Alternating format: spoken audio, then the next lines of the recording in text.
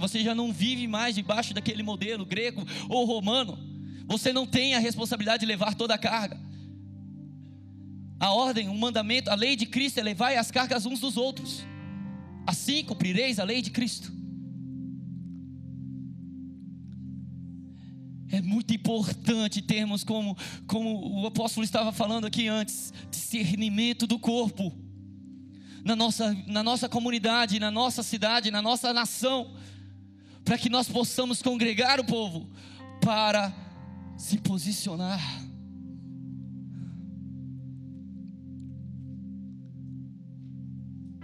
Não deixe as crianças de fora, não deixe os jovens de fora, não deixe esse ou aquele de fora. Não forme castas. Todos são intercessores, todos são evangelistas, todos são chamados para ir, todos são chamados para se posicionar em Deus. Nenhum de nós é chamado para ficar.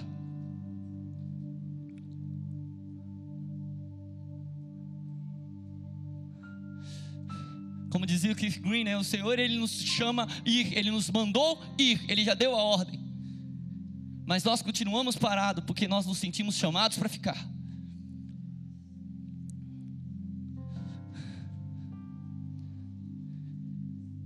Quando você congrega o povo, quando você convoca o povo, convoca a comunidade dos santos, sacerdotes, filhos e filhas do Deus vivo, ministros de Deus, reis dessa terra, para tomarem essa posição diante do Senhor, a posição ao lado da sua misericórdia, para manifestar o juízo na terra.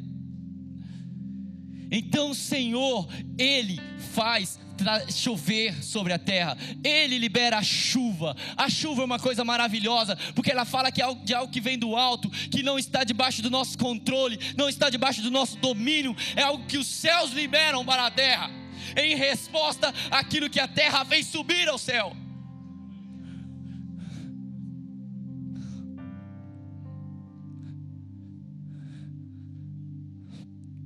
E se essa chuva que ansiamos, nós precisamos nos posicionar dessa maneira.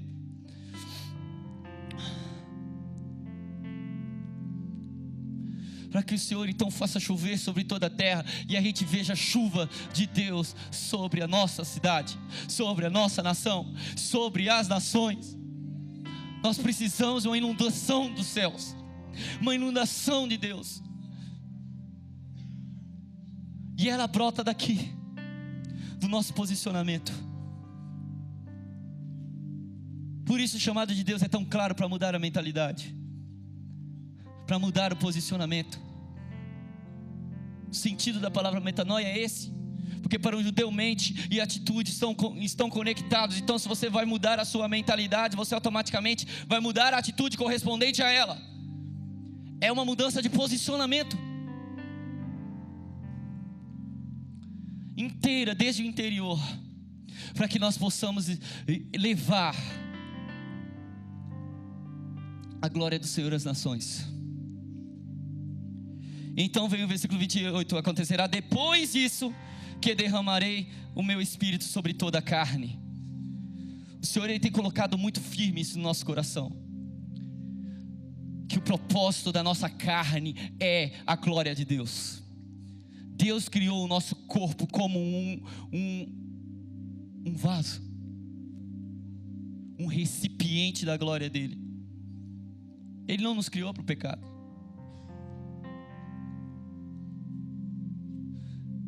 E às vezes nós não compreendemos, porque chega o jovem, o adolescente naquela fase com hormônios explodindo, aquela coisa toda. Mas se você vê os seus adolescentes como hormônios eles serão.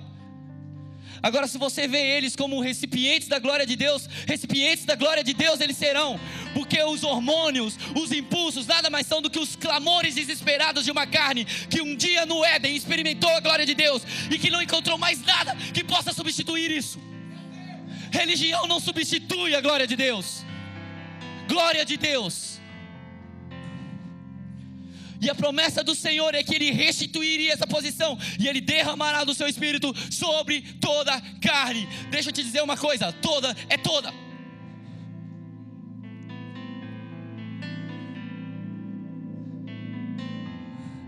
Não racionalize esse texto, creia. O Senhor derramará, Ele liberará. Eu creio. Alguns anos atrás Deus nos deu essa promessa com relação à nossa nação, porque a nossa nação é conhecida pela carne, né?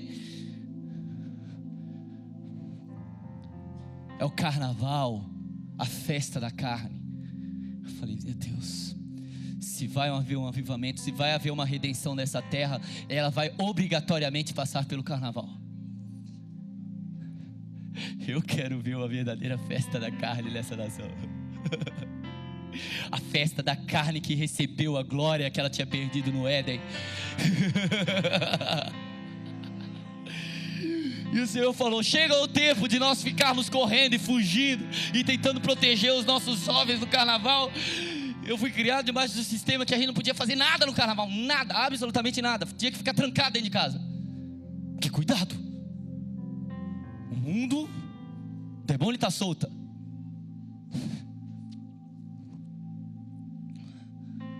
Eu morria de medo de carnaval. Meu Deus, o diabo está na rua. Mas o Senhor vivificou o meu espírito com essa palavra de Joel 2:28, falando assim, eu derramarei do meu espírito sobre toda a carne. Então saia às ruas e profetize isso para eles no carnaval. Fala assim, não, vocês não sabem por que vocês estão aqui. Nos 2 últimos anos nós tivemos umas experiências muito loucas no carnaval, aqui na nossa região. A gente chegava lá 10 vezes mais bêbado do que eles, só para começar. E os caras já viam que eles chegavam, que o bêbado se sente à vontade com o bêbado, né? E eles ficavam à vontade com a gente, não ficava assim armado. Porque a gente saía todo vestidinho de crente, com a Bíblia debaixo do braço, 1.500 panfletos na mão, uma cara de bravo, olhando para cima para não ver as mulheres sem roupa. E Deus chama, querido, Deus chama, querido. Não, a gente atraía eles. Isso aí entrava na festa.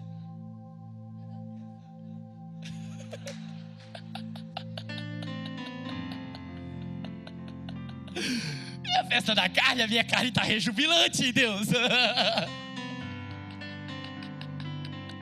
E daí a pouco chegava um maluquinho, aí, beleza, a festa tá boa? Ah, não, a festa tá meio ruim. Ah, cara, claro que tá ruim. Tá faltando o principal.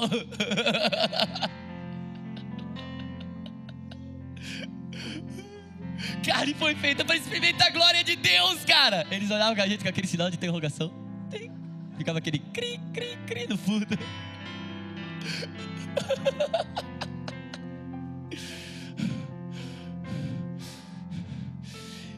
Ele simplesmente restitui a nossa alegria.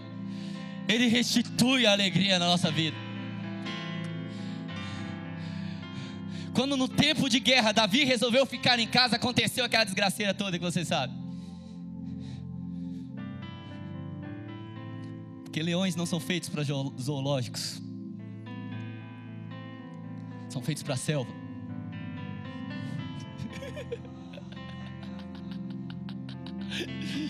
Aí Davi teve crise de gatinho, angorá, crise angorá, e estava lá curtindo o palácio dele, almofada, o rolo de lã. Aí foi passear todo preguiçoso pela calçada, viu que não devia, fez o pior ainda, e para arrumar o que fez, aí que acabou com tudo de uma vez. Davi conhecia Deus. A vantagem é que ele conhecia bem demais. Mas ele conhecia Deus, ele conhecia a lei de Deus. Ele sabia o que aconteceria com o rei que fizesse o que ele fez. Por muito menos, reis que vieram depois do que ele perderam o trono. Mas Davi foi orar. E a oração dele me impressiona. Ele não pede por nada a não ser uma coisa: não retire de mim o teu espírito, e coloca de volta a alegria da tua salvação dentro de mim. Deus deve ter olhado no céu e falar: esse é o meu garoto. Como é que bate no guri desse? Piabão.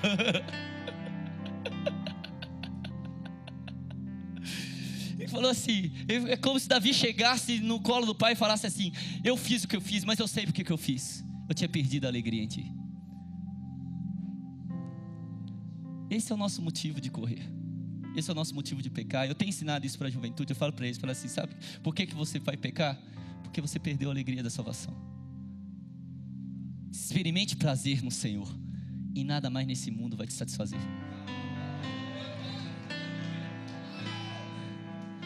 E eu não estou nem aí se vão me chamar de hedonista. Eu prego que tem que ter prazer em Deus mesmo.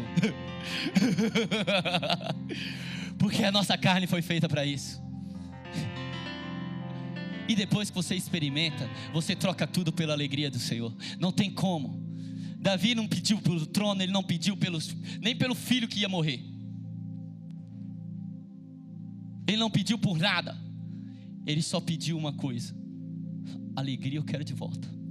Porque a alegria da salvação, aquela satisfação plena em Deus, que me colocava num lugar de descanso, debaixo da sombra das asas dele, esse eu quero de volta.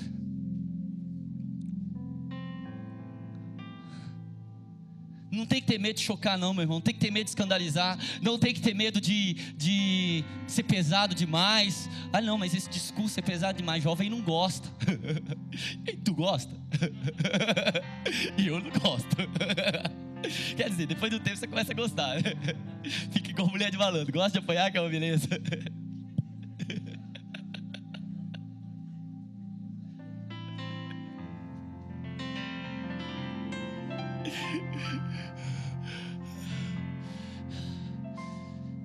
Depois que a gente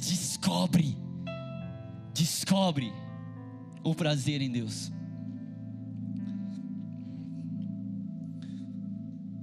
você sabe disso, só tem que lembrar disso todo dia. E lembrar que não é só para você. Derramarei o meu espírito sobre toda a carne. Vossos filhos e vossas filhas profetizarão. Vossos velhos sonharão, vossos jovens terão visões. Até sobre os servos e as servas derramarei o meu espírito naqueles dias. Há um tempo atrás Deus me mostrou uma sequência nesse texto. Ele me mostrou para o final e falou assim: servos e servas no tempo de Israel, quem era? Dentro da nação de Israel não podia ter escravo. Não podia nem ter pobre, diga-se de passagem. Era uma responsabilidade nacional fazer a justiça para que isso não acontecesse. Esse é outro assunto. Os servos e servas eram estrangeiros. Eram aqueles que não eram filhos. E eu leio as histórias de avivamento e ouço os contos de avivamento, e eu vejo, meu Deus, olha o que Deus fez, olha o que Deus fez, olha o que Deus fez. O pastor Luiz estava falando sobre isso, que ele teve lá na cidade, lá em Massachusetts, e viu lá aquela situação toda, e os pastores saudosistas ficam lembrando dos tempos, da história, no caso, eles não viram, de Charles Finney, que as pessoas, o trem passava pela estação, as pessoas já vinham chorando, e aquela situação toda. Eu mesmo li uma história que ele entrou num armazém, todo mundo deve ter lido essa história já, numa fábrica lá, e ele só entrou, ficou parado, as pessoas começaram a chorar, o armazém virou uma igreja. Fala assim: o que faz que a gente alcance uma glória dessa, que até os servos e servas, as pessoas que passam na rua recebam essa glória? Porque não é só a glória sobre os filhos, que já é uma herança, nós estamos falando de tocar até pessoas que não estão nem buscando por elas.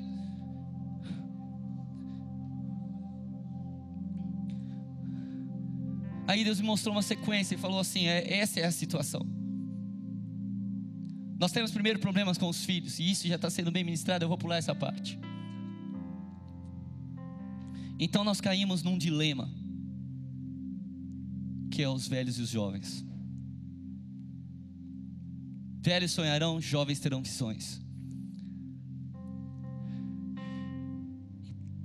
Porque muitas vezes o que acontece quando os velhos começam a receber aquilo, gera-se uma cunha que separa a geração que está vindo da anterior.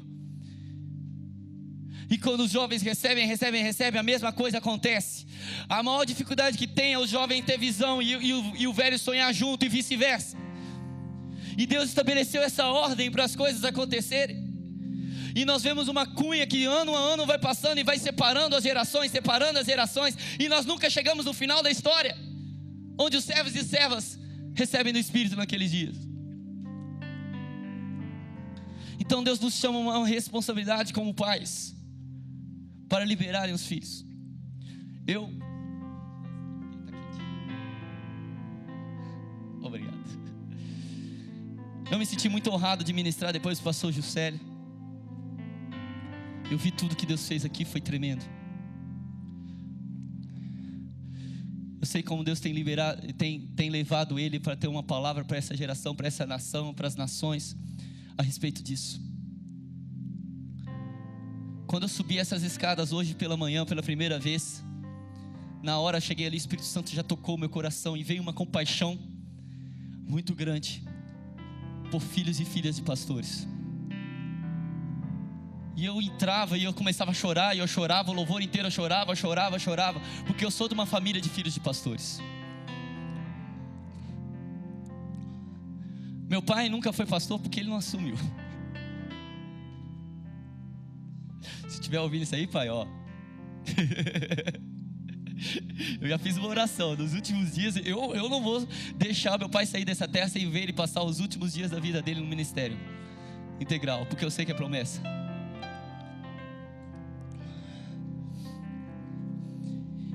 Nós sempre fomos liderança a gente sempre foi filhos de líderes na igreja.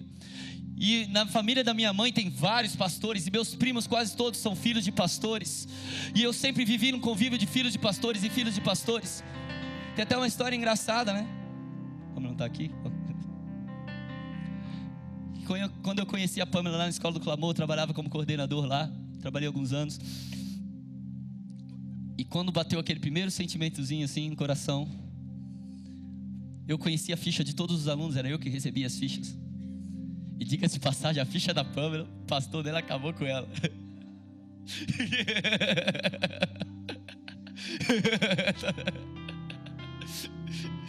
E assim, todas as fichas eu conhecia, todos os alunos da escola pela ficha, não conhecia pessoalmente. E na hora que bateu aquele sentimento, eu olhei e falei: peraí, essa garota é aquela que é filha de pastor? Tá, fora. Eu falei: filho de pastor, nunca na minha vida eu não caso com filha de pastor. Filha de pastor é problema.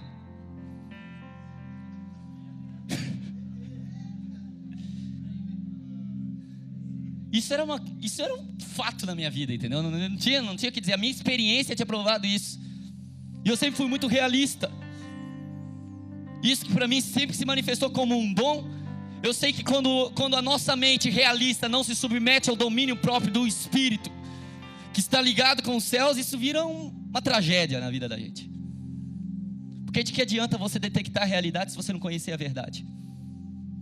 Porque não é a realidade que vai transformar alguém, é a verdade. Conhecereis a verdade vos libertará. Realidade não liberta ninguém.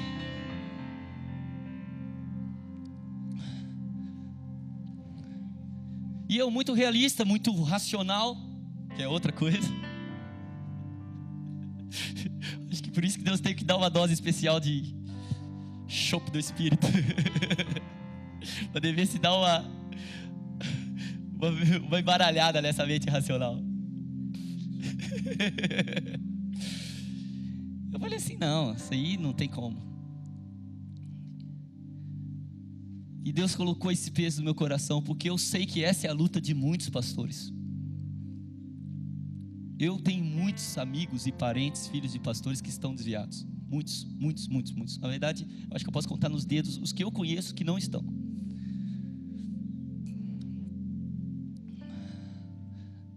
É um clamor do Espírito muito grande pelos nossos filhos. Teve uma experiência também que eu nunca contei. Eu estava trabalhando lá em Luiz Alves e a Paola foi concebida lá na roça, a minha filha. A gente ficou sabendo, uma surpresa no momento, apesar que a gente já estava querendo, mas a Pâmela tinha uma dificuldade que não deixava ela engravidar. Ela estava num tratamento que ia demorar meses. Não demorou nem um mês.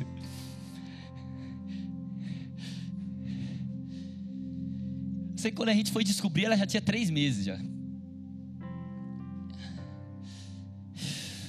E na hora Deus colocou uma coisa no meu coração. Nós viemos de uma história muito conturbada. O meu processo no início do Ministério Mevan. Toda essa coisa de conciliar família e ministério. Tem alguém aqui que tem nessa situação, sabe que não é uma das coisas mais fáceis que existem. Mas isso é uma realidade que Deus quer mudar com a verdade. Porque na verdade esse era o ambiente ideal. É o ambiente que Deus projetou. Que pais, filhos, netos, bisnetos sirvam a Deus juntos. Porque toda a história que a gente vê de avivamento e homens de Deus que são usados, você olha aí ao redor, eu olho muito pelo mundo afora, eu começo a ver, os homens eles têm uma coisa que chama legado. Há um legado espiritual na vida dos caras.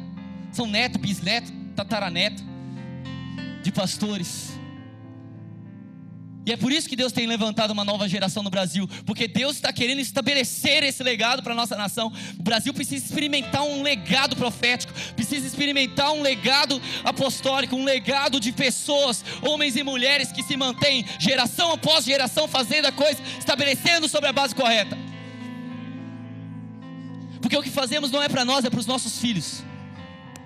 Eu já tenho consciência, apesar de eu particularmente estar crente que Jesus volta e eu vou ver assim, Ele chegando, Ele apontando lá em cima. Estou preparando meu grito de para o alto e avante. Não vejo a hora. Não entra por aí, não entra por aí. O Leandro ficou bravo comigo, falou: você não vai se manifestar também, ou pós-tribulacionista? Eu falei: não, já estou manifestado.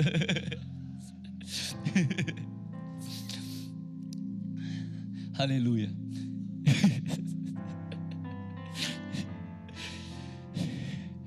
Apesar disso, eu já estou me preparando, sabendo que talvez isso não aconteça, mas a minha filha vai.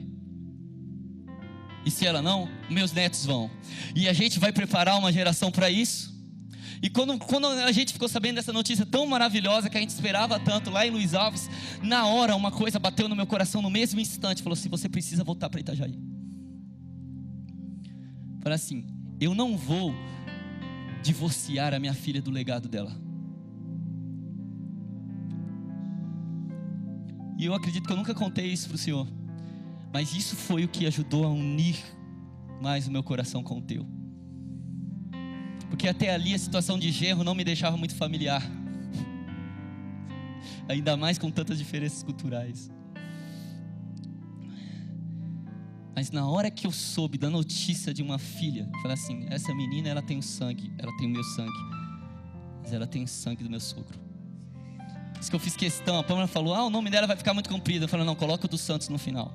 Eu quero que ela leve o nome do avô dela. Eu falei: eu não vou separá-la de um legado. Eu falei assim: ela é a terceira geração de pastores.